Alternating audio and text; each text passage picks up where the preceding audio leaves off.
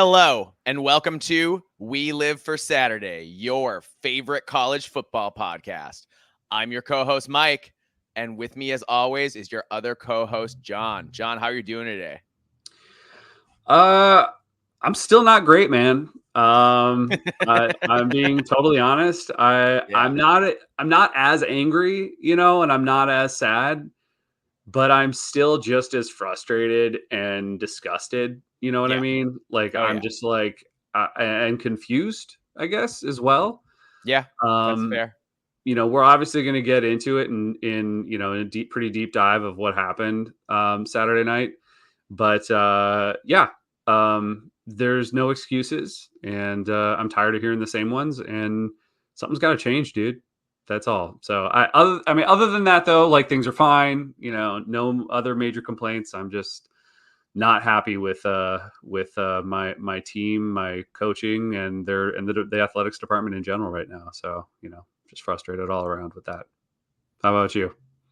Yeah, man, I wasn't going to go right into being depressed right off the bat because I feel like that's kind of a bummer if you're starting a podcast and both guys were like, oh, well, I'm kind of down. It gets very Eeyore-y in here. Sure. Really fast. And like, we know some guys who act like Eeyore, Minnesotans who act like Eeyore. It's part of the Minnesota disease, which is something we'll get into at some point. Mm-hmm. Probably not today. But there is a Minnesota disease that makes people overly pessimistic and Eeyore-esque, we'll say. So I'm trying to avoid that today. And that's fair. But I think there's a little bit of difference between us and what they're doing is like they accept it, where I'm not willing to accept that as the attitude, being that pessimistic and just like being like, oh, well, this is just the way it is. I got to accept mediocrity. I'm pissed because I don't think we should be okay with that. Of course not. So, that's where I feel like at least I differ on that. Like I'm not trying to be Eeyore. I'm trying to be like, hey, like I want this to be better and it should. So let's make it happen. So so sorry to be a downer, but it's all right. I mean, hey people, we're just being real here. We had a rough loss on Saturday night for our team.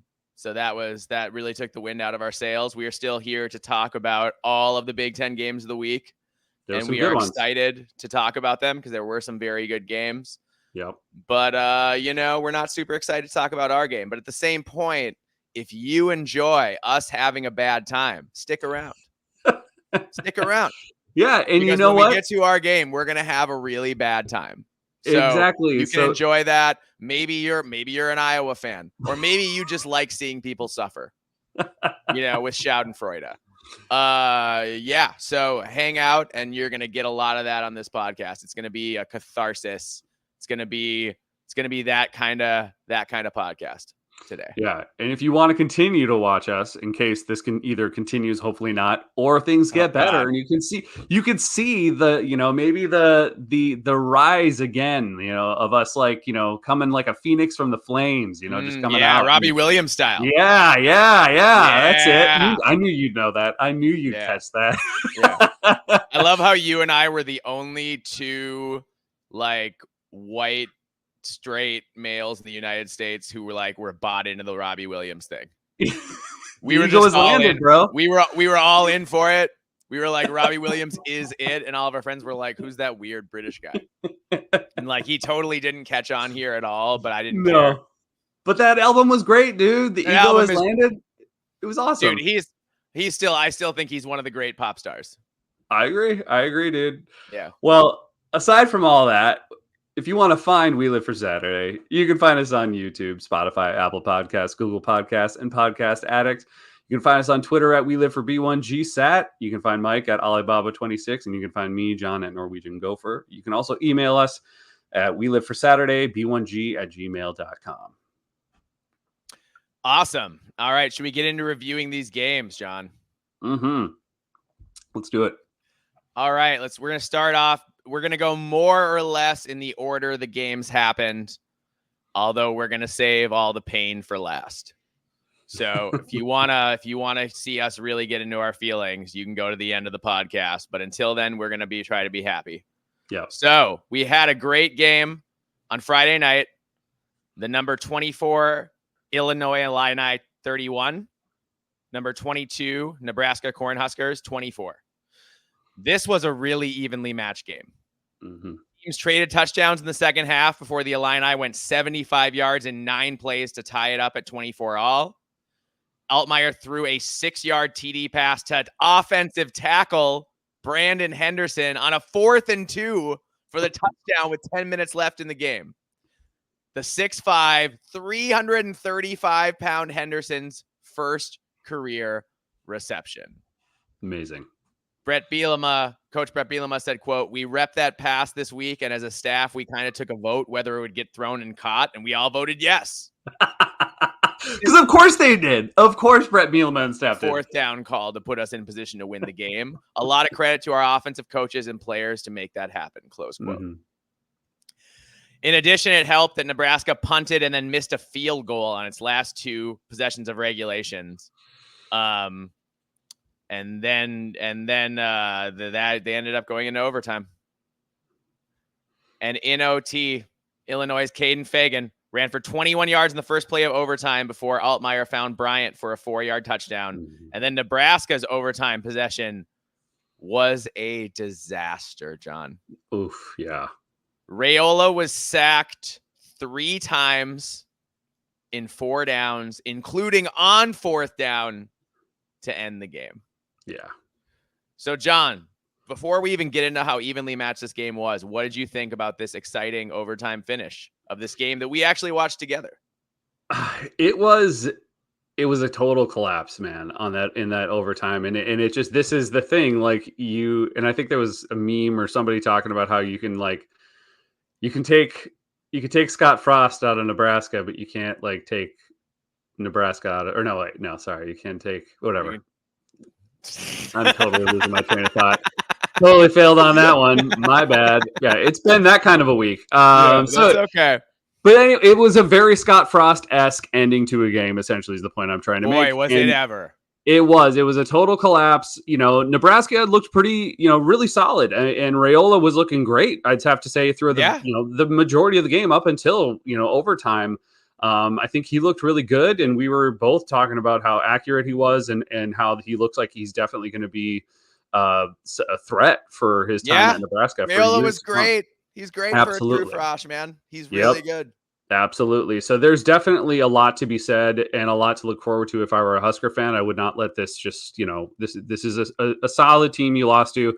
Again, this is Brett Bielema. We've talked about this, about how good of a coach he is and how he will have his players ready to go. And you saw it happen. And they went back and forth trading blows. And unfortunately, at the most crucial moment, Nebraska just wasn't able to put it together, the true Frosh, and unfortunately his offensive line just wasn't able to wasn't able to hold the blocks, and that was it, and he made some freshman mistakes. Yep. And that's how it went down. And the one thing I guess that I have the post-game frustration with this game though, that made me wonder again about how these national pundits, do you watch or pay attention, or have you in the last 15, 20 years?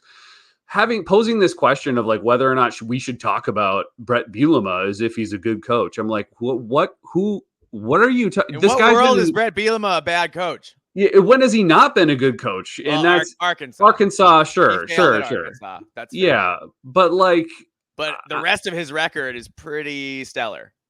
It's funny to me that people are surprised when he does stuff like this and he pulls this out. And yeah, to me, I'm like, well, yeah. I mean, that's Brett Bielema. He knows how to win in the Big Ten. Period. And he's now at a school that doesn't have the same resources as Wisconsin does, and he's still figuring out a way.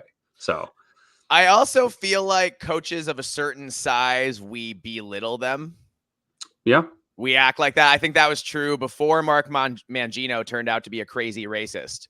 But people would always talk about him kind of dismissively, right? Yeah. Even though he was a legitimately great coach. Mm-hmm. And I feel like Brett Bielema, if Brett Bielema weighed 100 pounds less, would people talk about him as dismissively? Or would they be like, look at that assertive, good Brett Bielema. Look at how great a coach he is. I don't know, man. Maybe I'm wrong. Wrong. But that's a personal pet theory I have, that coaches of a certain size get less respect than other coaches do. Yeah, I mean, in look, I mean, Bielema kind of has created his own persona and as well. Like he's a bit of a Yeah. caricature, Oh yeah. and so like I can get why some people may look at him and perceive him or not want to take him seriously in a certain regard. He's But got that frat boy kind of image. oh, sure, absolutely. But Yeah. look, man, this guy knows how to coach. He knows how He's to a get his great coach. players going, and he absolutely did. So Yeah. and unfortunately, like I said, man, I think Matt Rule did a great job as well. I think the team did very well. Nebraska has a lot to be proud of, but Raiola made some freshman mistakes, and that's just what it came down to at the end. Yeah. I'll say, let's talk about how even this game was a little bit. Sure. Illinois had 381 yards to Nebraska's 345, so similar offensive output. And I want to say right off the bat, one thing I was wrong about. I thought Illinois would be less successful than Nebraska at running the ball based on how it was going into this game. But I was wrong. The Illini only had 166 yards rushing, but they averaged over 4 yards per carry. In contrast, Nebraska only managed 48 yards rushing for 1.5 yards per carry. That was a big difference in this game. Illinois' ground game opened up the pass for Luke Altmaier, while Nebraska's ground game was non-existent and put a lot of pressure on their Frosch quarterback. Also, Nebraska had more penalties than Illinois at 9-3, so that hurts a little bit. On top of that, Nebraska's Frosch QB threw a pick, of course. Altmaier lost a fumble, though, so each QB had one turnover, so it was a little bit of a wash that way. Both quarterbacks played really well, I thought, John. Illini signal caller Luke Altmaier finished 21 of 27 for 215 yards at 8 yards per attempt, 4 TDs and 0 picks, and that one lost fumble. That's a spectacular day, and in my opinion, it's the best game Altmaier has played in his whole career. Absolutely. So that was really encouraging, I think, for Illinois fans to see. And for Nebraska, true Frosch phenom Dylan Raiola played very well, completing 24 of 35, 8.5 yards per attempt, 3 TDs and a pick. He didn't cover himself in glory in overtime, but up until then, he played a really solid game. So props to him for that. And the Illini trio of Fagan, McCray, and Lafferty at running back put up workman-like numbers. It was nothing eye-popping, but it was just enough to keep Nebraska honest and stop them from pinning their ears back and just attacking Altmaier every time he went back to pass. Well, and you were able to find McCray being a little bit more dynamic by throwing to him in the backfield too, which was very successful. So he looked good. Yeah. For Nebraska, Dante Dowdell is a good back, but 20 carries, just 72 yards. Woof. That's an O-line not playing great and a running back not always seizing the opportunities when they're there. So Nebraska needs to figure out how to juice the running game a little bit, I think, as they go into further into Big Ten play here. And at wide receiver, the Illini had 5 catches each for top receivers Pat Bryant and Zachary Franklin, who each continue to contribute. Each had over 50 yards receiving. For Nebraska, Jamal Banks and Isaiah Nair stepped up big, and Nair had 2 TDs to show for it. And defensive shout-outs go to Illinois linebacker Dylan Rosie, who had 9 tackles, including a sack. Xavier Scott had a nice day with 6 tackles, a tackle for loss, 2 passes defended, and Torrey Cox had a pick. For Nebraska, linebacker John Bullock had 9 tackles, including a sack and 1 pass defended. So monster game for him. And also Nebraska DB Sierra Wright had 6 tackles, including a sack. Yeah, John, it was back and forth, and this was exciting. We were up. You and I were pumped up watching this game. Yeah. And it was so strange that Nebraska, through multiple coaching staffs, through countless roster shifts, but the way that they just cannot finish a 1-score game. Yeah. And missing that field goal late in the game, I felt like that just deflated them. Yeah. And they kind of didn't bounce. I think they thought they were going to make the field goal and win the game, and it didn't happen. And they kind of just didn't bounce back from that. Yeah. I don't know. And I know that there's this rumored curse around the program now, but it's definitely something it makes you wonder. I know that Matt Rule has talked about it, in the past, addressing those issues when it comes to these 1-score game losses and how they look great, even through the fourth quarter or well into the fourth quarter, and then just can't finish. And so something's got to change there. There needs to be a change of mentality. I don't know if that's what it is, if they're psyching themselves out or what have you, but it's when they're facing a an opponent that is more or less equal to them. It's like they just cannot hang on to the end. No. And I don't know what it is. It's bizarre too. I can kind of see where Husker fans are frustrated with that. Of course, we saw a number of Husker fans calling for Matt Rule's head because they just can't take it anymore, which is hilarious. That come on. I mean, to be fair, the vast majority of the fan base is behind Matt Rule. I think so too. It's just funny, just because it is funny. It's just the meltdown that inevitably ensues Yep. in Lincoln, Nebraska. Yeah. Because if you don't win 10 games, then what's the point of you being here? But I do think that I think the vast majority are behind him, and they should be. Matt Rule's a good coach. I think that he's going to, and I think he is moving this program in the right direction. It's just it's not a quick fix, man. No. So it's going to take some time, but you're seeing the improvement. Look, you guys were ranked in the top 25. Yeah. Like, that's a huge step in the right direction. People see the promise legitimately this time. And I think that you should just be looking forward to the future. You can get back on track. Yeah. Nebraska will for sure have a chance to get back on track. I forget who they play next week, but I think they should be encouraged about where they're at. They play Purdue. Purdue. Okay. Well, that's a get right game if I ever heard one. Yes. So we'll get to Purdue later. Oof. We will, Purdue fans. We feel you. We're feeling the pain that you are. We're with you. Yeah. With you in solidarity. All right. Should we move on to the next game? Let's do it. We had the number 3 Ohio State Buckeyes 49, the Marshall Thundering Herd 14. John, we have to eat a little crow on this one.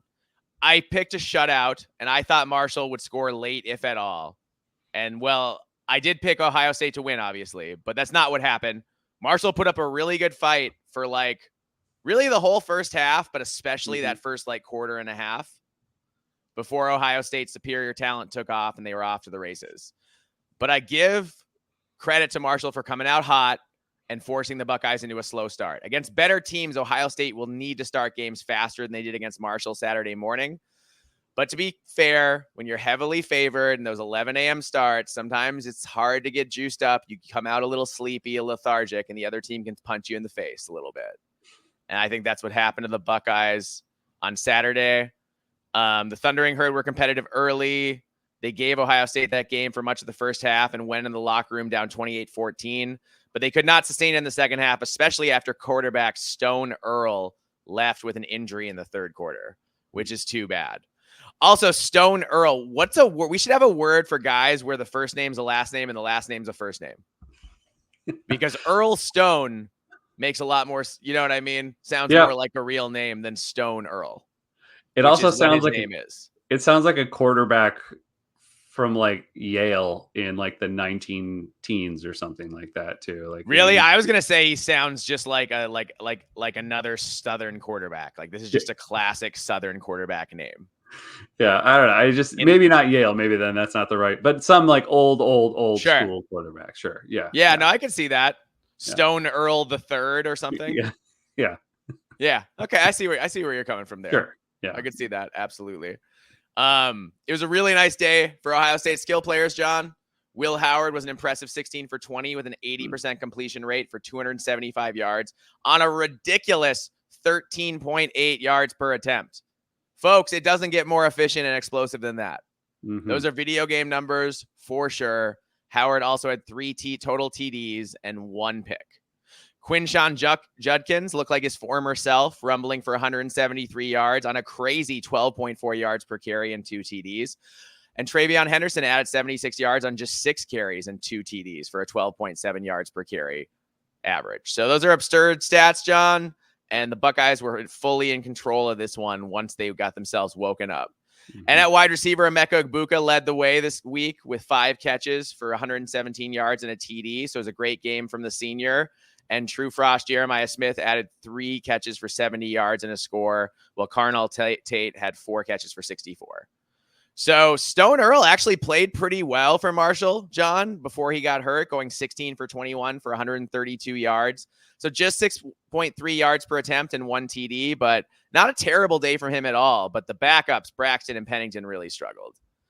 And this vaunted Buckeye D held the Thundering Herd to under 3 yards per carry, which is incredible. John, what do you think about this one?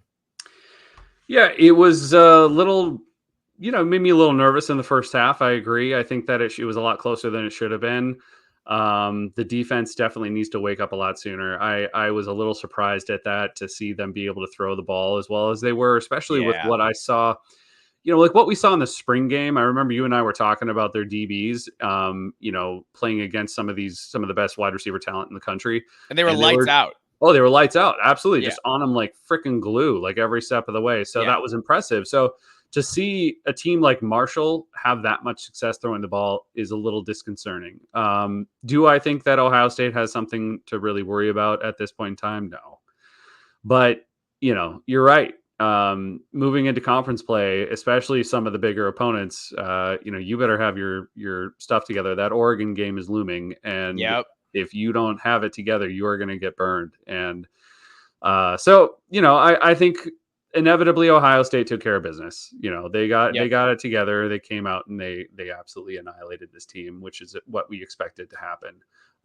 But yeah, man, just gotta clean it all up in that first half, man. Can't keep letting that go, let that happen, because there's definitely some opponents who can burn you if given the chance.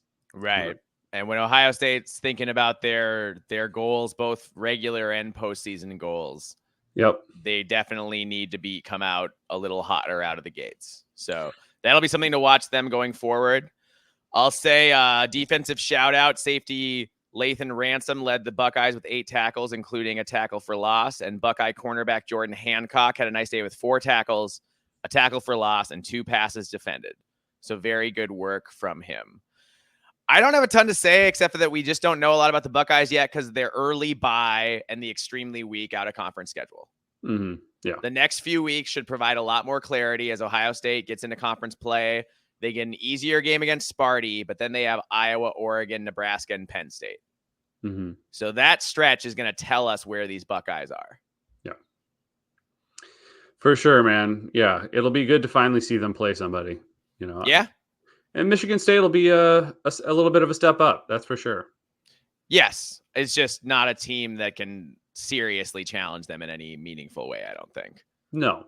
Yes, it is a step up, but yeah, I mean, if they do, that'll be a story in itself. Yep. So if this game is anything less than a full blowout for the Buckeyes, we will definitely be back talking about that. Yeah. All right, next game. We had the number 10 Penn State Nittany Lions 56, the Kent State Golden Flashes 0. This game went exactly as we predicted. Kent State wasn't able to do anything offensively. Well, the Nittany Lions played hard and took it to a woefully overmatched Golden Flashes squad. Drew Aller was a fabulous 17 for 21 passing for 309 yards on an insane 14.7 yards per attempt, plus 3 TDs and 0 picks for a QBR of 92.7. It's hard to play much better than Aller played on Saturday. Yeah. Singleton and Allen as running backs put up some stats in a day where they didn't need much in the second half. Singleton had 81 yards on 7.4 yards per carry, while Katron Allen went 66 yards on 6 yards per carry. So those are really solid numbers, if unspectacular. And some wide receiver named Amari Evans put up 116 yards on 4 catches and a TD. So maybe I wonder if we'll see more of Mr. Evans going forward. Otherwise, the Penn State pass catchers didn't individually do a ton as Aller spread the ball around a lot to a lot of receivers. There was a Julian Fleming sighting as he caught 2 balls for 60 yards. Penn State is hoping to get a lot more production out of him than they have so far. So that's an encouraging sign for this offense, I think. Yeah. That Julian Fleming not only was making plays, but made explosive plays. Mm-hmm. Penn State defense was elite. All-world D-end Abdul Carter had 4 tackles, including a sack and 1.5 TFLs. It was a group effort on D, and Tom Allen has to be happy with how his unit played after not playing so well against Bowling Green. So Penn State with a big showcase game against undefeated ranked Illinois next week. That should be a fascinating game. Yeah, absolutely. I'm looking forward to that one as well. This week's matchup, though, I mean, Kent State is one of the worst FBS programs out there right now. Yes, they are. So Penn State did exactly what we expected, exactly what they should do. It was exciting to see that that Aller finally found maybe a wide receiver 1 target, maybe. Yeah, maybe. We'll see. Obviously, they got to get that going. They got to make sure that they can find their top targets and get them involved. And because we just haven't seen that in a number of years now. So at least someone No. consistent. So I mean, Lambert was I guess considered that, but still not what it should be. But So Lambert wasn't always getting open. He wasn't yeah, really a legit wide receiver one. yeah, You know, they need someone who can, your wide receiver one needs to be a guy who can get open even when they bracket coverage you. Yeah, You know? absolutely. So we'll see. They still got to work on that passing attack, in my opinion. Even though I know it looked good, the receivers, I guess, is who I'm really referring to. I think Aller is great. I just want to see who's going to be that top target. Other than that, dominant performance all around.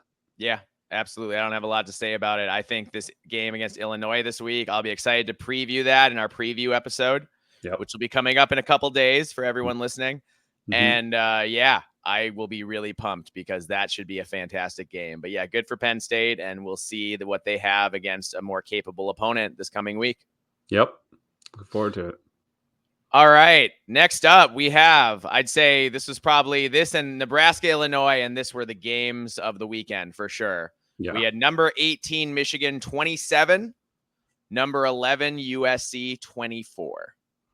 This was a crazy game with a crazier finish. Game was weirdly entertaining. Emphasis on the weird. Michigan won this game despite the fact that starting QB Alex Orji finished with 32 yards passing on 2.7 yards per attempt for a QBR of 26.7. That's horrendous. It's terrible. If you just showed me that stat, I would have assumed that USC won by 3+ scores. But unfortunately for USC, they were not nearly physical enough to match up to Michigan on the ground. Khalil Mullings surged 2 yards for a touchdown on 4th and goal with 37 seconds left to win the game. Michigan overcame losing a 14-0 lead in the first half and coughing up 2 fumbles in the second half to extend its Big Ten winning streak to a school record 26 straight games. So impressive, Michigan, 26 conference wins in a row. That's truly, truly incredible. Wolverines won with a 10-play, 89-yard TD drive as Mullings did most of the work. The former linebacker converted a 3rd down from the Michigan 20 with a 63-yard run and then capped that possession with his 2nd touchdown behind a fullback in a jumbo package that left little doubt where the ball was going. Mullings said it's not 5 guys, it's 7 with tight ends out there, close quote. That is smash mouth football, John. Wolverines need a 2-minute drill to win the game. And even when they had 2 minutes to win the game, they still stuck with running the ball and didn't pass. That is some serious welcome to the Big Ten. You can't stop us bully ball. And this is the issue we thought USC would have this year. At some point, they would run into a team that was physical, and that would be a problem. Well, USC ran into a physical team, and they got run over. Yeah. USC is still a really good team. Don't get me wrong. But Michigan bullies with the best of them, and they had runs of 41, 53, and 63 yards. So those are explosive plays. What were you going to say?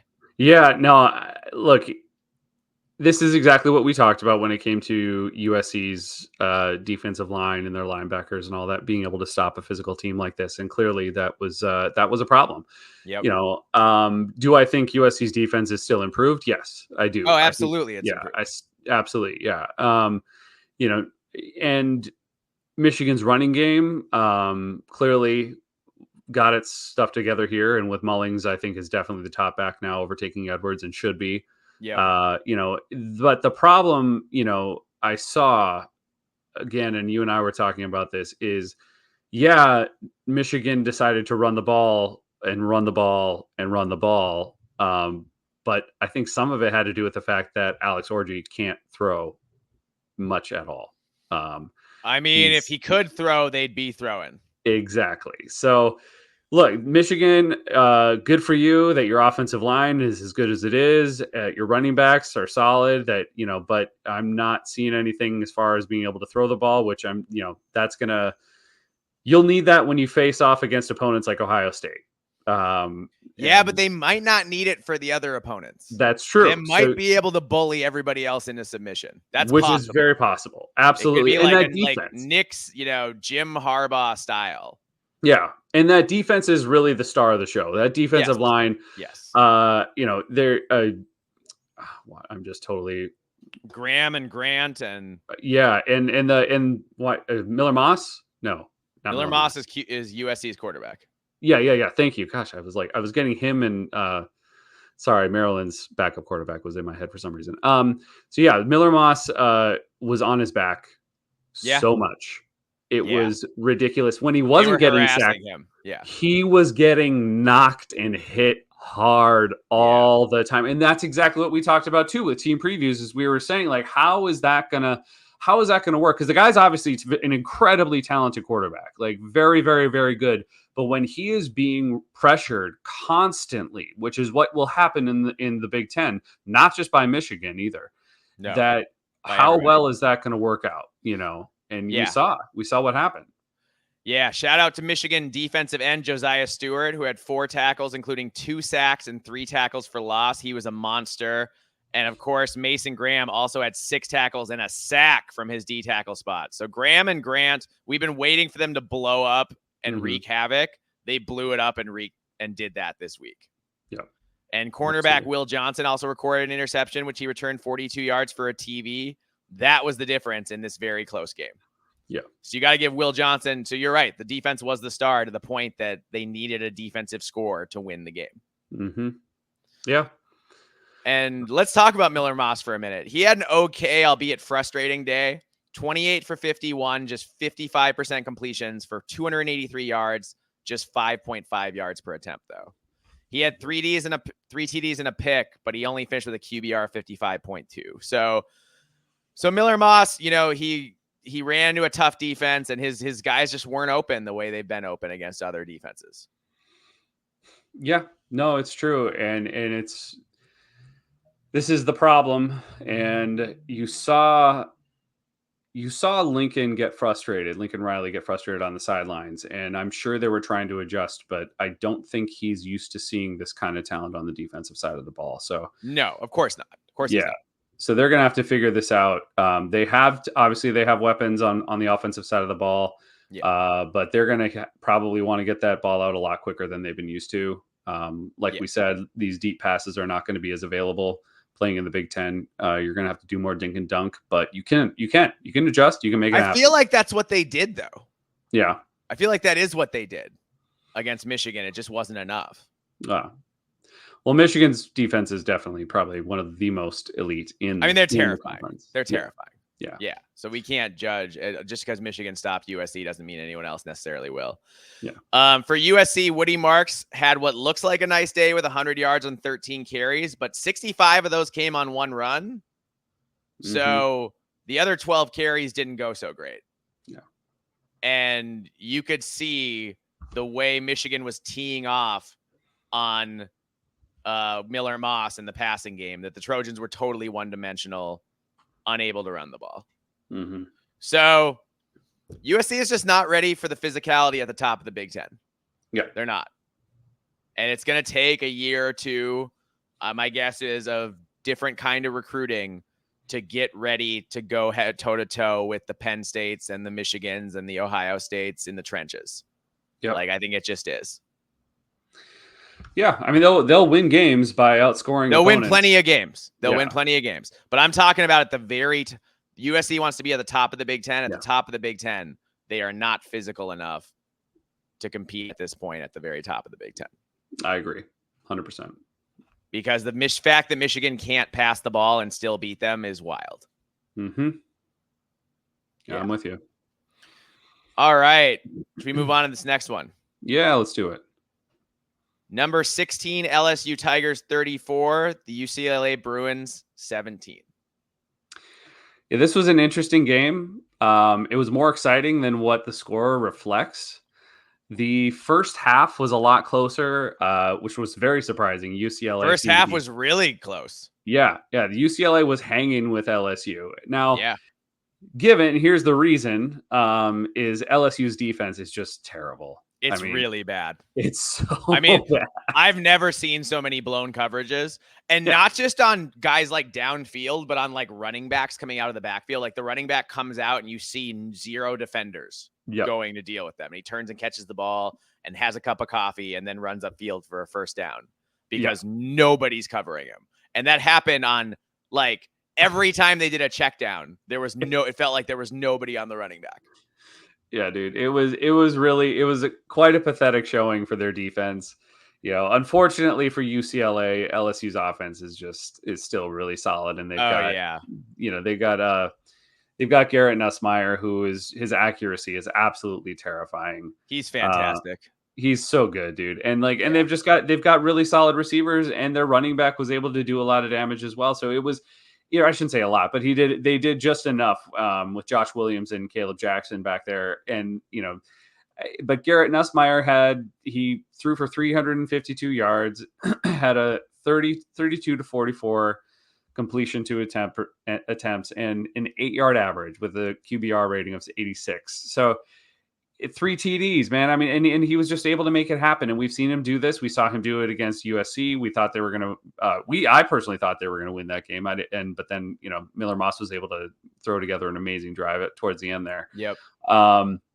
But LSU was able to throw the ball all over the field, with Taylor, Anderson, Daniels, Parker. I mean, it was just, they were able to kind of go to whoever they wanted. And you were able to see a little bit of a glimmer of hope I saw with UCLA's receiving with Quasi Gilmer. He looked good. He only got 61 yards, but his 2 receptions were pretty spectacular. And he seems to be, him and I think Logan Loya were the 2 that impressed me the most. And I think they're going to probably be, I have to believe, going forward, Ethan Garber's main targets. Yep. And Ethan Garber just didn't have a great day. 22 out of 36, 281 yards with 2 TDs, 1 interception with QBR of 47.4. He looked good at times. You can see where the potential is there with Ethan Garber's, but he just made some mistakes. There was definitely that turnover really hurt him. Every time it seemed that UCLA was getting things going, either whether it was running the ball or throwing the ball, they just shot themselves in the foot. I mean, there was at one point towards the end of the game that they were close. I think they were second and goal, and they looked like they were threatening to score. And then just a terrible fumble that threw them back. It looked like 15, 20 yards. And that just took them out of the ability to pick up any points at that point in time. And it's just a lack of discipline still so far, I think, with Deshaun Foster's team. They got to get it together. I think offensively, they definitely have some talent to go to. Also, Jalen Berger is still playing football, and he's with UCLA. I just did not know that until this game. Me either. I had no idea. Good for him. Yeah. I mean, he's their second string running back, but hey, okay, Jalen Berger's still in the game, making it happen. Yeah. Okay. So that was good to see, but it came down to the fact, really, at the end of the day, it was turnovers with UCLA, with the 2 fumbles and the 1 interception, and then it was the fact that LSU just didn't turn over the ball. Plus, on the offensive side of the ball, they just had way too many weapons, and UCLA's defense just can't keep up with that. They did a good job in the first half, but it wasn't enough, and LSU was able to take off with the just the better talent. I will say about Garbers, he didn't have a great game, but that TD he threw at the end of the first half, where he fought out of the sack, dude, then he ran forward in the pocket. Yes. Threw it while getting crushed. Like threw it running forward, knowing he was going to get crushed as he threw it. Yeah. That was a play that shows what Ethan Garbers can do. Exactly. And that's what I'm saying. That's the Ethan Garbers. I'm like, okay, that guy can win some games. Absolutely. That was incredible. That was ridiculous. I'm surprised. I think I had that written down, but I did not bring that up. But you're right, man. That was incredible. You don't see that kind of play very often. No. Someone who can do that is special. To get out of the sack and then run and then climb the pocket and find his receiver and then throw a perfect strike. Yep. That was sick. Yep. So UCLA showed some fight, man. Maybe they're not dead. I think they can build with this. Yeah. Honestly, I don't think the score really shows how close of a game this was. Yeah. If it wasn't for those turnovers, I think this score would be different. I still think LSU would have won, but Right. UCLA could have had at least probably two more scores on the board, and it would have been a lot closer. UCLA they were fighting all the way to the end, man. So it's good to see that. I think this is definitely a positive, moving in the right direction. That's how I would take it. And so we'll see, man. Maybe once they do hit Big Ten play here or more Big Ten play, they'll be able to put more of up more of a fight. Yeah, that'll be really interesting to track for sure. Mm-hmm. All right, next up we have the Indiana Hoosiers 52, the Charlotte 49ers 14. There's not a ton to say about this one, John. Charlotte's bad. Indiana bludgeoned them repeatedly on Saturday. The Hoosiers managed 510 yards of offense with a nice split between 288 passing and 222 running. Charlotte had actually had pretty okay success running the ball, but they could not get the passing game going as everything was dink and dunk, and all that dinking and dunking only added up to 13 first downs for the entire game to Indiana's 29. Once again, Curtis Rourke was fantastic for Indiana, completing 80% of his passes for 258 yards on 12.9 yards per attempt, a TD, 0 picks, and a QBR of 98.3. Whoo! That's a fantastic day for the Ohio transfer signal caller. What a day. Mm-hmm. What a day for Curtis Rourke, huh? Oh, yeah. Hoosiers running back by committee racked up some yards on the ground. Justice Ellison had the most carries with 9 for 58 and a TD. Indiana really spread the ball around once everything went pear-shaped, so nobody put up that big stats. So Miles Price, Elijah Surratt, Keyshawn Williams, Miles Cross all caught 3 to 5 balls, each combining for 216 yards receiving. So a good day for the receiver room. And Aiden Fisher led the way with 8 tackles. So that was good. Hoosier DB Jamari Sharp had 5 tackles and 4 passes defended. So that's a really good day to get to defend 4 passes successfully. That's really solid. And then the Hoosiers held the 49ers QB Trexler Ivy, which is another ridiculous quarterback name. Where do they find these names? Trexler Ivy. Sounds like a detective in a noir. Trexler Ivy walked down the street on a dark night, brooding about the case he'd just seen. All right. Ivy wasn't very effective. He had 119 yards and 5.2 yards per attempt. So not sure what else to say. Indiana's played 4 really bad teams and they've beaten them all mercilessly. Mm-hmm. So I'm excited to watch the Hoosiers take on somebody who can actually compete with them. We finally get to see that. Next week. But that said, 4-0 is 4-0, John. And it's been a September to remember in Bloomington. Rank the Hoosiers. Rank them, you cowards. You cowards. Rank them. Dude, if Indiana had this same schedule but was in the SEC, they'd be in the top 25. Top 10. Yes. 100%. If they were in the SEC and they're beating teams the way they are, they'd be a top 10 team. Absolutely. Yep. Yeah, so not ranking them at all. Yeah, rank them. And then who does Indiana finally play this week? Maryland is their next opponent. Maryland. Okay, they could win that one. They could be 5-0. They could be. Absolutely. Wow, that's Kurt Signetti, man. What a first year. Seriously, good job. I mean, it's he's really benefited from the modern transfer portal. The fact that he could just take the entire James Madison roster with him. Yeah. Like he just picked all the best players off the best FB group of 5 team and brought them with him to the Big Ten. And like those guys have been better than expected. Yep. They really have been. And just think, they don't even have Donovan McCulley back yet. Wait till they get Donovan McCulley back. Yeah, that's going to be scary. Yeah. Yep. All right. Next up, speaking of Maryland, next up we have the Maryland Terrapins 38, the Villanova Wildcats 20. Yeah. Yeah. This game, you would have thought this should have looked exactly like the Indiana Charlotte game, right? That's what I thought. This is a football game, not a basketball game. Yeah. This was a little odd. Now Maryland definitely dominated on the scoreboard for the vast majority of the game, but like the second half, their defense just gave up, and it was very apparent that they just were no longer focused because they held Villanova scoreless in the first half, and then all of a sudden just let them score 20 points in the second half, where Maryland was able to obviously keep up and score 2 touchdowns in the second half as well to keep them ahead. But it went from looking like it was going to be a total blowout to like, what are you doing and why are you not playing football anymore? Yeah. This is Villanova. Even if you were giving it like 50%, you should still be blowing out this team. And they just weren't. And it was, given Villanova definitely, like, they adjusted and they were able to put up a pretty good fight here in the second half, but it wasn't like the numbers were crazy. I mean, their quarterback was 12 out of 29 for only 106 yards with 3.7 yard average, 1 TD. Their running back, like their run team total was only 75 yards.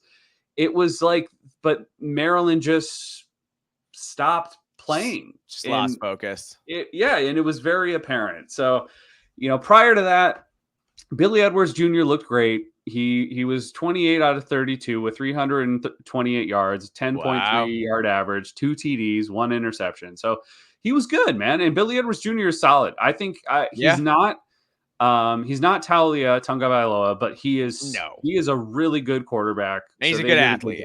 Yeah, he is absolutely. I'm pleasantly surprised that they were able to find someone this good quickly. So clearly they can develop good quarterbacks there in Maryland. Dude, Lockley does that for sure. Oh yeah. And the run game was okay. Roman Hemby, 14 carries for 67 yards, 1 TD. McDonald got involved too, 5 carries for 42 yards. It was not an overly impressive run game, but their passing game looked amazing. Obviously, player of the game for me was Ty Felton. He had a new career high for catches in one game, and he was absolutely on fire. And Ty Felton had 14 receptions for 157 yards, 11.2 yard average, 1 TD, and he had a 61-yard long pass reception. So he was on fire. Yeah, that's ridiculous. Yeah, I mean, Prather was involved too, of course, but Ty Felton, man, dang, like it's very obvious that Edwards and Felton have an amazing connection. So that's always going to be dangerous here moving forward. That's what obviously the vast majority of those numbers were put up in the first half. So that's where that came in and why they put them out of reach for Villanova to be able to catch up. But Maryland's defense, which is supposed to be their strength, I think, or at the beginning of the season, just they can't lose focus like that against better teams. Yeah, that was it was a little. That'll lose you a game. Yeah, it'll lose you a game in the Big Ten. So that needs to be fixed. To me, it's a little embarrassing to let Villanova score 20 points on you. Yeah, they're a bad FCS team. They're not good at all. No. So. Yeah, there needs to be some things addressed there, some discipline issues, things like that, and just remaining focused, because if this had been a Big Ten team, this might have lost them the game, in my opinion. They would have lost the game if that was a Big Ten team. Yeah. All right, next up, we have the Rutgers Scarlet Knights 26, the Virginia Tech Hokies 23. Another game. There's a little bit of a trend this week. Yeah. Of huge trend. Yeah, defenses not showing up in a second half. We know all too well what that looks like. We do. But we'll get into that. Just talked about Maryland, and now I'm going to talk about Rutgers, kind of doing the same thing. Yep. I will say Virginia Tech showed up better than I was expecting them to. It's true. Their defense played better. Their defensive line played better. They were able to, in the first half, keep Monangai and Brown pretty well contained. Obviously, Monangai and Brown still were able to do pretty well in the first half, and then obviously it opened up a lot more in the second. But you thought, you saw Virginia Tech definitely had a game plan, and they were able to execute that. And Ethan Kaliakmanis, 16 out of 25, 269 yards, 10.8 yard average, and a 77.6 QBR rating. Yeah, not bad. Which wasn't bad. that was solid. Fortunately, they have the run game to open up the pass. So, and that was able to work. And mostly they had a lot of success in the flats and along the sideline. So that was able to work for him. Yeah, I saw he had a screen pass go for like 60 yards or something. Yeah. Yeah. It was good. And he was pretty focused, and he was pretty darn accurate for the vast majority of that game. Sure. The thing that you saw is that both teams were running the ball really well. Kyron Drones was definitely a threat with his legs, not so much through the air, but he always kept Rutgers defense guessing. And that's kind of where this all came to head for me. Is I was a little confused with Rutgers in the second half, especially with their ability to stop the run, because Bayshell, which maybe I'm not pronouncing that correctly, Bayshell Tootin, had 122 yards on 15 carries with an 8.1 yard average and 3 touchdowns. It's a lot. That's a lot, Yeah. And Kyron Drones ran for 60 yards with 6.7 yard average, which isn't crazy, but he kept them honest and guessing. That keeps the sticks moving, though. Absolutely. So it was a little confusing to see Rutgers defensive line and their linebackers struggle, because it wasn't like they were just busting off, 2, 3, 4 yards. Like, they were able to get some serious yardage at a time. And Tootin especially looked really good. And on the outside, they were not able to close off that edge. So I'm not sure if it was just lack of focus, or, now facing a little bit better competition. Is Rutgers defense not as good as we thought they were? I don't want to go that far at this point in time yet. I want to see them get into, more of the Big Ten conference play. But this definitely made me think a little bit. And again, lack of focus in the second half, because Virginia Tech started to come back with a vengeance, and they were able to open up the run a lot. And that's when Tootin really went off. And Rutgers defense, if the clock hadn't ran out, this could have looked, this score outcome would have been different, in my opinion. Yeah, they did. They really struggled down the stretch for sure. Mm-hmm. I thought it was interesting that Shianu, I like it, but he was up 23-7 in the fourth quarter on the 1 and decided to go for it instead of kicking a field goal. People gave him a hard time for that, but I like that, because it's like either you score the touchdown or else they have to go 99 yards. Mm-hmm. Now, granted, I think they, that came back to bite them as they got back in the game then. But I don't second guess that at all. I don't know. What do you think about that decision? No, I don't second guess that either. I think you have the superior running back. Like, why would you not? Go for it. Try to get that touchdown and run up that score. That's your job. Like I said, it's not the offense I was questioning. So I think that's the or that running game. I mean, that's where I would have absolutely taken that gamble. It was the defense I just didn't expect to kind of collapse in the fourth quarter the way they did. Yeah, that was strange. So. I was just struck by that this was a lot closer than it needed to be, like you said.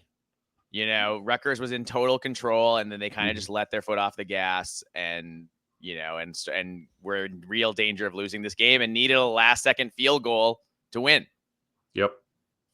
But I do think the fact that they won, this is something they can build on. Whereas if they lost, that would have been something pretty devastating. Yeah, no, I agree. It definitely would have been devastating. I think, again, you're just going to have to see them reevaluate what's going on defensively, because the tackling was not good. Their containment was not good. So they just got to kind of go back to the drawing board and figure this out. They got the players. So I think they've got good coaching. So I think they will. Hopefully this is just a learning experience for them. Yeah, for sure. All right, moving on. We have the Washington Huskies 24, the Northwestern Wildcats 5. So John, we both stepped in it on this one. We each picked Northwestern to win in an upset. Boy, not only were we wrong, but this game wasn't even close. Washington dominated this game. Will Rogers threw a pair of first half touchdowns to Denzel Boston, and Jonah Coleman added a second half touchdown run. The Huskies bounced back from losing that Apple Cup last week, so good for them. and they held Northwestern to, get this, 112 total yards, grabbed 2 interceptions, and at a fourth quarter goal line stand. Yep. Coach Jed Fish said, quote, "Our defense just played extraordinary. I don't really know if there's any other good adjectives to describe it," close quote.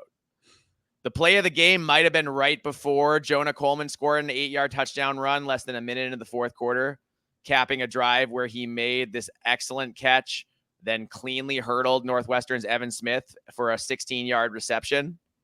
So that was good stuff. That was an impressive play, I thought. And the Wildcats really missed Cam Porter, top running back, due to a lower body injury. Porter was Northwestern's leading rusher on the season, and the offense suffered with him, unavailable. The Wildcats had 59 yards rushing, and their inability to get any push against Washington defensive front was most obvious near the goal line. Northwestern missed Cam Porter as no one could get it going. We've been critical of him at times, but I was wrong about Hyman, man. Hyman is not it. Yeah. I will say he had a really good kick return. They got all the way down, 96-yard return to the Washington 2, and then a penalty moved the ball to the 1. But on 4 attempts, they couldn't score, and they tried to pass 3 times on 4 downs from the 1. They tried to throw it instead of just going under center and sneaking it ever. Like, dude, we've praised David Braun a lot, so let's just say that's some galaxy brain stuff. That is coaching malpractice. What are you doing throwing the ball 3 out of 4 times from the 1? All you need to do is dive into the end zone, get your quarterback under center, and have him just lower a shoulder. That you got a big athletic dual threat quarterback. Just sneak it once or twice and get in. Yeah. Get in. Instead, you throw the ball 3 times. 3 times? What were they scared of? What are you afraid of at that point? Which is so unlike Braun. That's not what I would expect from him at all. Yeah. Like you said. David Braun lost this game. I mean, Washington won this game, but David Braun really lost this game at every step of the way. Yeah. Really hard to stop a team 4 times in a row, though, from the 1. So good for the Huskies for doing it. Yeah. QB Jack Lausch had a nightmare he couldn't wake up from more than a game, finishing 8 of 27 for 53 yards and 2 yards per attempt. 2. Those are the worst stats I've almost ever seen. That's an under 30% completion rate. That makes Deacon Hill look good. Yuck. Just gross. Lausch finished with a QBR of 4. Yeah. So that's might be the worst QBR score I've ever seen. Just wildly bad. Wildly bad. And Joseph Hyman only managed 15 yards on 5 carries. Not sure why they didn't try to run the ball with him more, but maybe he just didn't look like he had it. And the offensive line just couldn't do anything. Washington's offense had some issues too, but they did manage 391 yards. So that's a lot more than 112. And Will Rogers had a nice day. He went 20 for 28 for 223 yards, 8 yards per attempt, 2 TDs, 0 picks, solid QBR of 70.4. So Jonah Coleman only had 67 yards rushing, but it was enough to keep Northwestern honest and open up the passing game. And obviously we talked about wide receiver Denzel Boston, 7 catches, 121 yards, 2 TDs. He was the focal point of the offense. He did a fantastic job. Excited to see what he can do moving forward. I got to give it up for my man Xander Mueller for Northwestern, though. He's still in a losing effort. He had 8 tackles, a sack, and 2 tackles for loss. Washington, though, we'll say defensive shout-out. Isaiah Ward had 4 tackles, including a sack and 2 TFLs. He was a menace out there. So, John, what do you have to say about this one? Just a terrible showing for Northwestern. And for us. Oh, yeah. Yeah. And for us, yeah, absolutely. Did not go at all how I thought it might go. Is Bryce? Is Bryce Kurtz like missing? I mean, I know he's like on the field, but what milk happened? Bottle, man. Like where? Milk carton. Like what does it say here? He's got in this game. He had 1 reception for 2 yards. That's it. Why aren't you trying to get him the ball? He was doing great things last year, so I don't know why he's not getting the ball. And personally, I thought he looked better than Henning a lot more often last year, especially. So, not sure what's going on there. That's a little odd to me, but that's what it is. But did you also see, now going to Washington, did you see that play with Jonah Coleman where he caught the ball out of the backfield and had that hurdle. It looked like a video game, and it was just so easy for him. Yeah. And That was the one I described that play. Yeah. Yeah. So that was, I'm sorry, I missed it. Yeah. Or I wasn't exactly paying attention at that time, but yeah, that was incredible for him. Yeah. And he looked great. Will Rogers, absolutely, man. He was just so comfortable. You can tell he's a veteran, dude. You can tell his maturity level is there. He just sits in that pocket real nice and just throws darts all over the field. So nothing rattled him, man. No, not at all. They've got a great quarterback at Washington. They've got a fantastic wide receivers. So they're all over. And the Cats just couldn't defend the pass game, man, like at all. It was just free game. And it was just a poor showing, I think, overall for Northwestern. And I have not seen numbers like this either in a while. Northwestern might be in real trouble. Yeah. We had hope. We did. We had hope that Jack Lausch was the answer, but I don't know, man. 29% completion percentage. Woof. Yeah. Woof. We'll see. We'll see if Mike Wright's under center in a couple weeks. Yeah, brutal. Yeah. Brutal. If you don't have a quarterback, you're in tough shape in this sport a lot of the time. Unless you're Iowa. Yeah. All right. So next up, we have the Boston College Eagles 23, the Michigan State Spartans 19. I think I finally got one that I got right and you got wrong, John. Yeah, we did. Right? Yep, that's right. Yeah. Thomas Castellanos hit Lewis Bond for a 42-yard touchdown pass with 88 seconds left. And that to rally Boston College to win 23-19 on Saturday night in the annual red bandana game. Bond caught 6 passes for 102 yards, including the game winner. And Aiden Childs led Michigan State into BC territory before he was picked off by Max Tucker at the back of the end zone. And the Eagles ran out the rest of the clock. So Michigan State did have a chance to win at the end, but the young quarterback threw another pick. Mm-hmm. Jonathan Kim kicked 4 field goals for Michigan State, making a 51-yarder to tie it at 16-all in the third quarter and a 27-yard to give the Spartans the lead with 4:12 to go. So Michigan State was in position to win this game. But then Aiden Childs led that nice 18-play, 89-yard drive that took almost 10 minutes off the clock before Kim put them up 19-16. But because they only got that field goal, they left the door open for BC to win. And unfortunately, BC was able to finish. Thomas Castellanos wasn't great for BC, but he was great when it mattered. He was 10 of 16 for 140 yards and 1 TD for a QB rating of just 17.5, but he threw the game winner on a sloppy night in Chestnut Hill. Trayshawn Ward led the BC offense with 102 yards on 14 carries. He was the focal point. And Turbo Richard, what a name, added 46 yards, which helped BC win on a night when the offense just wasn't very good. Sparty actually outgained BC 368 to 292. So Michigan State had its chances to win this game, man. This is really a heartbreaker for Sparty. They had every chance to win this game, but just couldn't get it done. Yeah, man, this was you saw so many flashes here with Aiden Childs making some amazing plays, and his elusiveness really showed through in the backfield. I don't know if you saw that play with him. I think he made like 3 or 4 guys miss. And then ended up running for a first down, which was incredible. No, I missed that. That's crazy. Oh, yeah. Yeah, so his instincts are there. Like he's got all of the talent in the world to be great, but he still is just making a lot of poor choices. He's a young quarterback. Yeah, so those 3 interceptions are really what killed him. Otherwise, I think Sparty would have ran away with this because I wasn't that impressed with Boston College's offense, and Castellanos did not show up. Castellanos did not play as well as he normally does. No, it's just it was just one of those games where, immaturity won out and Aiden Childs just made those mistakes. But Michigan State to me looked like the better team on the field. It's just unfortunate that the game went the way it did. And Boston College, like you said, were able to come out at the end and making the plays that needed to happen. But it was poor execution, and defensively, Michigan State too, like, again, second half, the tackling got significant worse. They were out of position, some busted coverages. Like it was just poor execution, and which is just kind of odd. Again, we're talking about these teams that in the second half, some of their defenses just start to kind of crumble, and I'm not sure why. Yeah, it's a little confusing here, but it's definitely a trend this week. Absolutely, it is. I think, here the thing is, the positive is that Michigan State offensively looks pretty solid. Even Montori Foster looked good. So he was able to step up and make some plays. Yep. Lynch Adams and Nate Carter, showed some promise there. Nate Carter not as much, but Lynch Adams looked great. And I think there's things to build off of.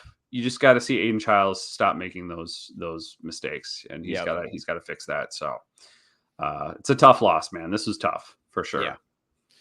Really rough. All right, should we move on to the next one? Yes. We had the Oregon State Beavers 38, the Purdue Boilermakers 21.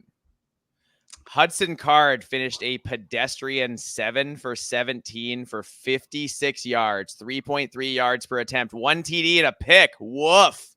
His QBR was just 15.2. So I'll let you talk, John, but I had to kick that off with that because that was brutal. Just brutal for Hudson Card. What happened to my guy? He's your guy. Yeah. Man, I've been talking him up all offseason, and Hudson, dude. Last 2 weeks, rough. Yeah, you're making me look bad, dude. It was tough. Now this game I wasn't, unfortunately, sorry, it was on the Pac-12 network. So I wasn't able to really watch much of it. I tried to find what I could online, so there wasn't a lot to see here. But there also just wasn't a lot to see here. I think Purdue, I know they were able to put up 21 points, and it was all pretty much, it was in most of those last 2 touchdowns. They were riding Devin Mockabee. Yeah, and it was it was more or less in garbage time in the fourth quarter. Yeah. Oregon State had this game the entire time. Yeah.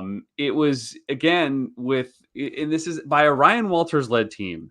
How can the defense be this bad?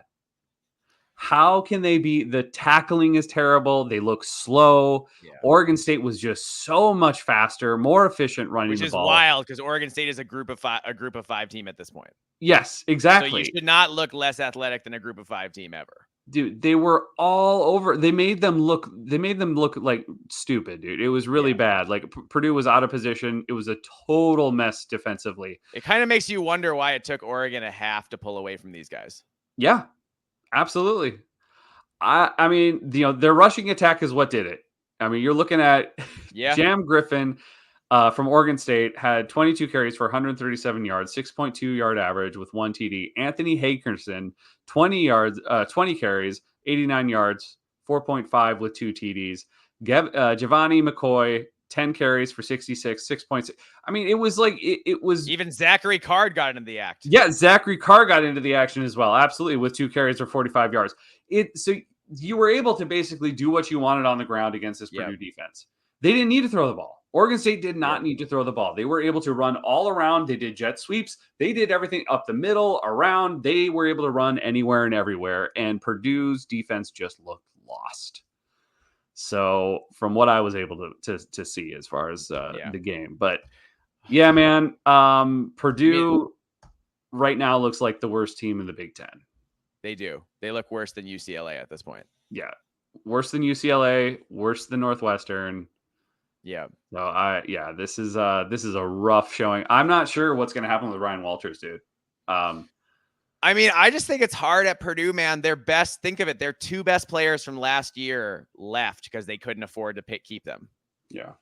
I mean, I just think Purdue's a basketball school from an NIL standpoint. Yeah. And they just do better retaining their basketball players. And I think that just makes it really hard if you are struggling to pay enough to retain your players. Yeah, it's true. So I think that doesn't help, but that doesn't excuse how bad the defense has been.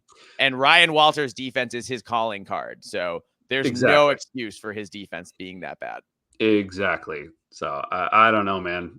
It's going to be a long season for Purdue. Yeah, I think so too. And that's all the games. Thanks for listening. Yep, this is great. Let's get out of here. Oh, you're telling me there's another game we forgot? Oh yeah. Oh no.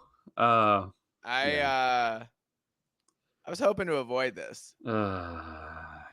All right, last up, we have the Iowa Hawkeyes 31, the Minnesota Golden Gophers 20, or excuse me, nope, that's wishful thinking. 14. 31-14. Mm-hmm. It was a tale of two halves. Yep. Minnesota dominated the first half, but they got dominated by Iowa in the second half. The difference was jarring. Minnesota was up 14-7 at half, but should have been up 14-0 if they had not thrown an absolutely terrible pick that gifted Iowa the ball in the red zone. And that set up Iowa's only first half score. Iowa did virtually nothing offensively in the first half, and it looked like Minnesota was cruising to victory. Because even though it was 14-7, John, at half, it felt like more than that. It felt like the Gophers should have been up by a lot more than that. Yep. Not, a 14-0 at least, if not like 7, if they not had, like 17-0, something like that. Yeah. But then halftime came, and in the second half, the whole dynamic changed.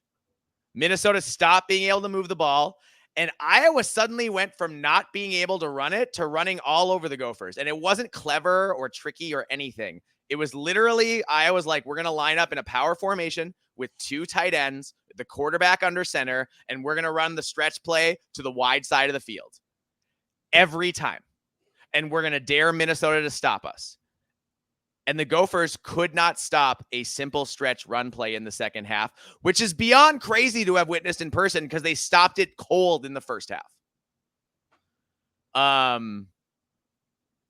I don't understand how Iowa continued to pound the ball on that outside stretch play when that was Iowa's entire offensive identity, was the one play, and somehow they were able to keep doing it and beat Minnesota into submission with it. Caleb Johnson finished with 206 yards rushing, mostly after halftime. It was demoralizing to watch Minnesota dominate the first half and then turn around and get dominated by a simple stretch play in the second half. I mean, Cade McNamara didn't play well, John. He was 11 for 19 for 62 yards on 3.3 yards per attempt with a QBR of 29. Woof. He was terrible. Unfortunately for the Gophers, after a prolific first half in which he did great, QB Max Brosmer had a terrible second half. Brosmer finished with 22 of 37 for 209 yards on 5.6 yards per attempt, 2 TDs and 2 picks. But he did most of his damage in the first half and really struggled after halftime to find and hit open guys. His passes were off in the second half, and his line didn't do a good enough job blocking for him in the second half. And in the first half, Daniel Jackson was a star from Minnesota. And for the game, 9 catches, 112 yards, but he was quiet after halftime. And Gophers got early contributions from Elijah Spencer catching the ball, Lemeke Brockington. But once those guys were shut down after half, and I don't understand why. And how did our best player, Darius Taylor, only get 12 touches the entire night? 10 runs and 2 catches. There's no excuse for not finding a better way to utilize your best player. Your best player. How is he not getting 20, 30 touches in a game you need to win? Why? Why have you not schemed to get him the ball? Why are you not throwing it to him more? Why did you only try to run the ball with him 10 times and not try to do what Iowa did? Iowa's running game didn't work at first, but they kept pounding and working it. And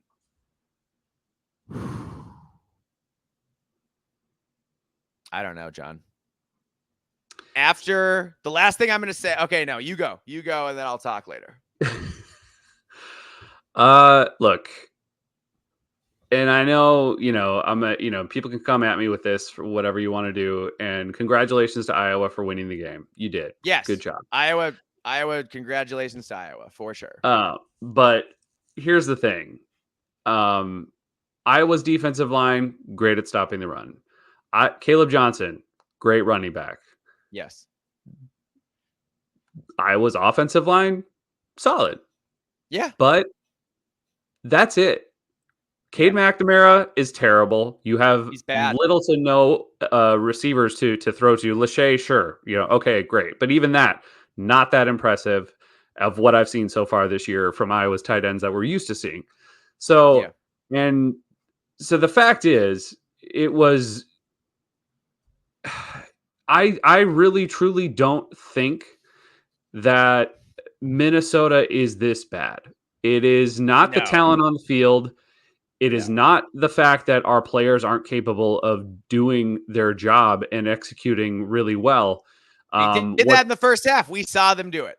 Yep, and we've seen it in other games, and not just against lesser Yes. opponents. We saw the similar thing happening against North Carolina in its own right. And this to me, it's all coming down to coaching. This is not for lack of talent on the field. This isn't because we can't recruit good players. This isn't because we don't have stars on the team. We do. We have stars. We have multiple stars on this team, not just Darius Taylor. He's just the best. But there's other players out there that are really, really, really good.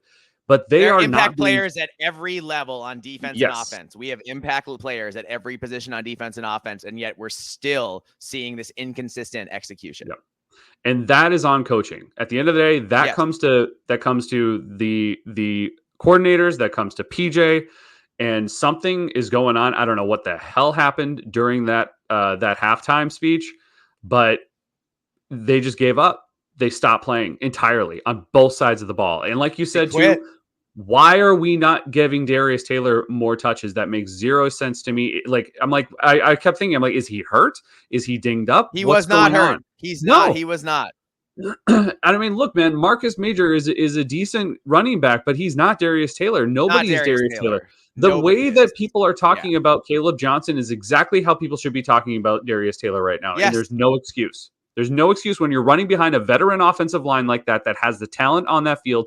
You do not give the ball to your best player. 12 touches is not enough for your best. When your best players are running back, that's not enough touches.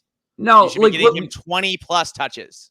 And look, you definitely need to throw the ball on Iowa like we were doing in the first half. Of course, you don't want to be scared to do that. But the fact that you just totally eliminated your running game and became incredibly one-dimensional. What the hell do you think Phil Parker is going to do? He's going to tee off on your quarterback, and that's what they did in the second half. Yep, you got out-coached, period. That's how Minnesota lost this game. Like I said, it's not because we were the worst team on the field. I actually think Minnesota still is the most talented team out of the two. Caleb Johnson is a star, but that's about it. Caleb Johnson is a star. So I think Minnesota has more impact players than Iowa, but the fact is Iowa had the superior coaching, period. Yeah. And I'm getting tired of it.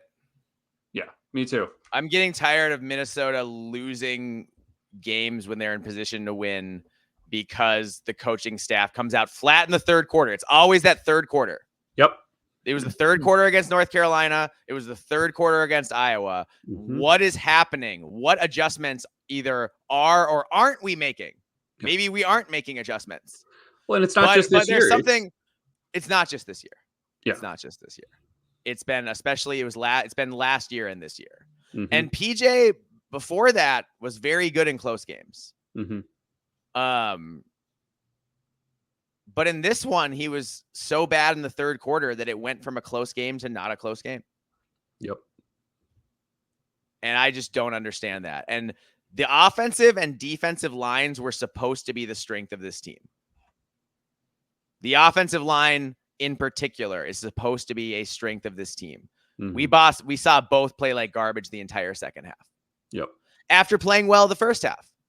How does that happen? Where's the focus?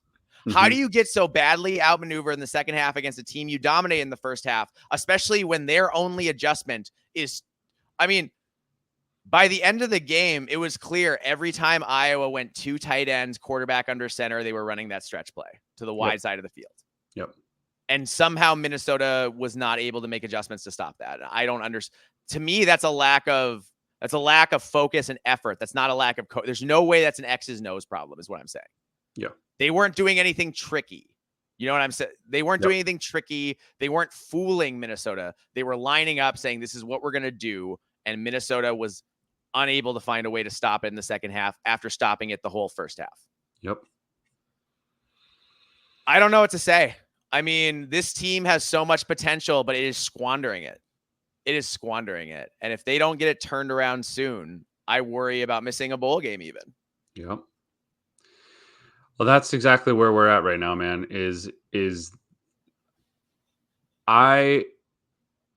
we said at the beginning of the season, North Carolina and Iowa were the two most key important games of the games. Year. Yes. And if we won at least one of those, we were in decent shape. Fine. Yeah. Yeah, you might be fine. But we lost both. And now you're playing next week, which we'll talk more about in the preview episode, but we got to touch on it. pertaining to this game is you're playing another team that runs the ball incredibly well. Yes, only with And better athletes. yeah, with better athletes, exactly. So, and a better defensive line and a better defense all around. Yeah, Minnesota plays Michigan next week for people who are curious. Yeah, I should have said that. So yeah, that's I have no idea. I don't know what to say. I'm confused. Yeah. Because it didn't make sense. No. This is not a team that Minnesota got out talented by. It was outworked and outcoached. Yeah. That's it. Period. And that's rough. Yeah. That's rough when you get, especially because they had such a good plan in the first half. Yeah. They did such a good job in the first half. Mm-hmm. And then to just totally collapse on both sides of the ball in the third quarter like that. Yeah. And then you dug yourself too deep a hole, And I just think they should have come out in the third quarter running the ball a little bit. Mm-hmm. And hindsight's 2020, or if not running it, at least trying to throw it to Darius.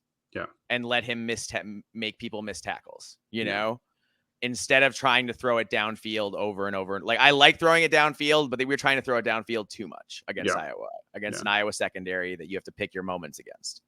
I mean, yes, Iowa's secondary is not as good this year as it's been in past years, but they still have playmakers, and you have to attack it the right way. It's this is really tough. And Minnesota has 2 games now in which they'll be underdogs, and then they'll have 4 in a row that they have to win. So if Minnesota can't pull an upset in one of the next 2 weeks, then they're in really tough shape. Yep.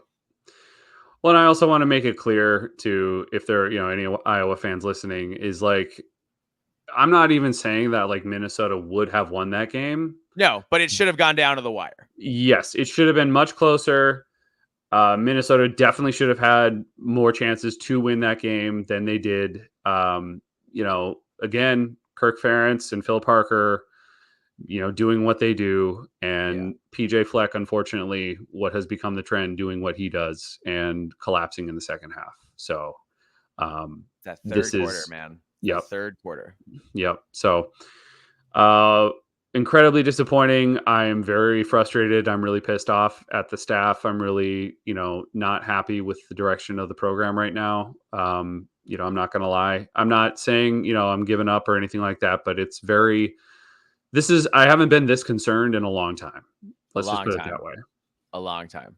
Yeah. And I think there's real reason to be. We've, you and I have defended PJ. We've defended the program numerous times over the years. PJ's always gotten results. Yes. Because he's always gotten results. Yeah. But this is a big, big step backwards. And this is very concerning. And I think there's legitimate reason for people to be very upset right now. I mean, the silver lining is there's 8 games left, which is a lot of time to figure stuff out. Yeah. So maybe in these next 2 weeks, I don't know if you get a win or not, but maybe you figure out how to be more competitive, and then you get hot down the stretch, down the back half of the year.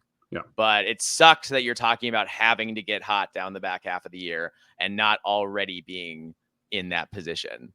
Yeah. When you only get 12 games. Yep. You only get 12 games. Yep. So there's not an excuse for playing. When people say, how legit is it for a football team to play to lose their focus? And honestly, it should almost never happen. Mm-hmm. It's not basketball where you play 30 games. It's not baseball where you play endless games, right? Then if people have a bad game or a bad week or a bad whatever, I understand it. Sure. Because it's hard to keep your focus on anything for that long. But football, it's just 12 games. Mm-hmm. All you have to do is lock in and be present and be in the moment for each play for 12 games, doing your role. Mm-hmm. And because our players, it's not like basketball players don't play, and baseball players don't play both ways. Mm-hmm. You either play football, you play offense or defense. You don't play both. So there's not an excuse unless you're Travis Hunter at Colorado and you're a ridiculous human being. But unless you're him, you don't play both ways pretty much. Yeah. And there's no excuse for coming out flat. None, ever. So that's a coaching problem. And PJ needs to look at the way he's motivating and figure out what it's going to take to get guys locked in for the whole 4 quarters. because that's what it's going to take to turn this thing around, is being locked in a play at a time, a series at a time, a quarter at a time, until you dig and dig and dig and find your way out. Well, and that's supposed to be PJ's thing. That's PJ's thing. Row the boat. All the time. One game at a time. We're 1-0 in da season, or 0-1, whatever. Like that's his thing. That's his whole mantra. Yeah. But he has not been doing that. Like, it hasn't been showing on the field anyways. So I don't know. So it's crazy. The fan base has the right to be upset. And the fan base is upset. And they are. The fan base is upset as I've seen them in a long time. Yeah. I don't think I've seen the fan base this upset since the off the field scandals under like Tracy Claeys. Yeah. Yeah. That's the last time I remember people being this upset about like, oh my God, what is going on with this program? Mm-hmm. So it's a little bit of a scary place to be, John. Yeah, I agree, man. I don't like it. But like I said, it's not for lack of talent. It's got to be our coaches who rise to the occasion and make this happen. So. Yeah. The coaches have to dig their way out. They have a big chance. They have a chance to go pull an upset against Michigan this week. So that would make everyone feel a lot better, I'm sure. Mm-hmm. But if they can somehow pull that off, but this team is going to have to play exponentially better to have any chance to compete against Michigan. Yeah. 0 mistakes and, playing with their freaking hair on fire. On fire. Every play. Yeah. Where's the intensity? Where was the intensity in the second half? It was there in the first. It was there in the first, and then it just disappeared. It went away entirely in the second. I apologize if I'm raising my voice, people. I don't mean to wake your children or whatever's going on in the background of what you're doing, but like, this one really hurt. Yep. I'm not gonna lie. I'm not gonna sugarcoat it. This hurt as bad as any loss that I've experienced as a Gopher fan in the last. I mean, this takes me back to like the dark days. This makes me feel like whenever I feel bad enough, it feels like it's Brewster's the coach, Whenever things get bad enough, I think everyone has their trauma thing, your trauma response. For Gopher fans, it's the Tim Brewster era. Yep. When things were so bad and we were so disorganized and unathletic and off the field was a joke and the fans cared about the program more than the players did. And it was like a disaster. Yeah. Just a total disaster. Yeah. All around. And I don't think PJ's there. I think PJ's got control of his team. I think he's a good coach. He's accomplished a lot. And we have to remember that. Yep. He's accomplished, 9 win seasons in his time at Minnesota. And has barely ever had a losing season. So he's got to turn it around now. Mm-hmm. He's got to turn it around now. And I don't know if that means you beat Michigan or USC, or if at this point they're too tough to beat, but you have to play better in those games so that when you get to the winnable game, the more winnable games, you have to get hot and go on a run. Yeah. And that's going to mean beating the Marylands and the Illinois and the Rutgers of this conference. That's going to mean beating those teams. Yep. And if Minnesota plays the way they did in the second half last night, they're not beating those teams. Yep. They got to play 4 quarters of football. Yeah. Yeah, we're down, people. We are down. Mm-hmm. Feeling not great. Nope. But we love you out there. So thank you if you're listening to us. Hopefully, if your team has lost or losing it all this year, we are feeling it with you. We are there for you. We are feeling it the way you're feeling it. And hopefully all of our teams turn it around soon. Yeah. Yeah. Yeah. Well, keep listening. We're appreciative that you are here. And again, as always, if you want to find We Live for Saturday, we are on YouTube, Spotify, Apple Podcasts, Google Podcasts, and Podcast Addict. You can find us on Twitter at We Live for B1GSat. You can find Mike at Alibaba26. You can find me, John, at Norwegian Gopher.